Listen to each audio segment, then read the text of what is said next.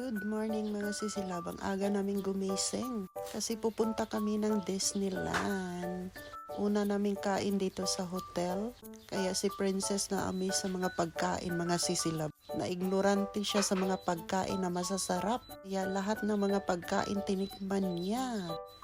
Grabe talaga ng bata. Lahat ng pagkain tinikman. Masarap kasi yung agahan dito sa hotel. Kaya yung paborito niya mga sisilab, yung seaweeds.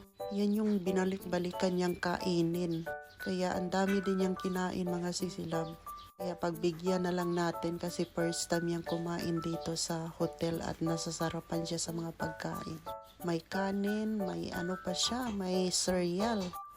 So, buyag kayo siya mukaon. Ay, Ginoo ko. So, okay lang yan kasi binayaran natin yan. Kainin mo lahat. Sabi ko sa kanya mga sisilab. Kasi pagdating natin sa Disneyland, hindi muna tayo kakain, diet muna tayo, charot. Kaya dito sa hotel mga sisilab, may iba palang na pagkain na isi-serve nila. So, kapag nagkulang yung pagkain mo na sinerve nila, pwede kang kumuha doon sa nakalagay sa mga table. So, nasa sayo kung anong gusto mo, mamili ka lang. So, grabe, ang daming tao dito sa Disneyland, mga sisilab. Ang dami talaga, nakahalira, Diyos ko Lord. Kaya, ang tagal din namin nag-antay. So, picture-picture muna kami dahil first time nila na-amaze sila sa view ng Disneyland. Grabe, super daming tao. So, kapag pupunta ka at magsakay ng rides, grabe, mag-aantay ka pa. Kaya ito yung una namin sinakyan. Grabe, nakakatakot. At saka ito din mga sisilab. Sumakay din sila dito para itry daw nila, nahilo daw sila. So, sobrang ganda ng Disneyland mga sisilab. Ang daming tao, 'di ba?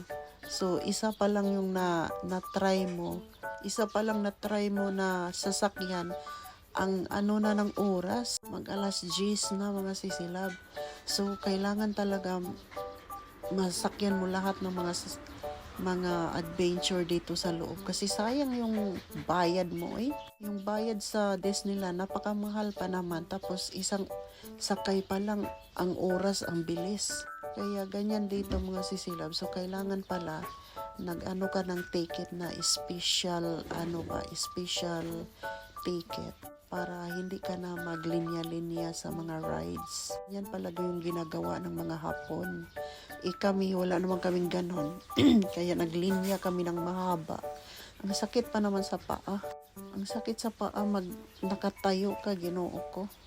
So, pagbigyan na lang natin yung bata o sasakay siya ng mga ganyan. So, ako na lang yung mga nag-video mga sisilab para may mga souvenir kami.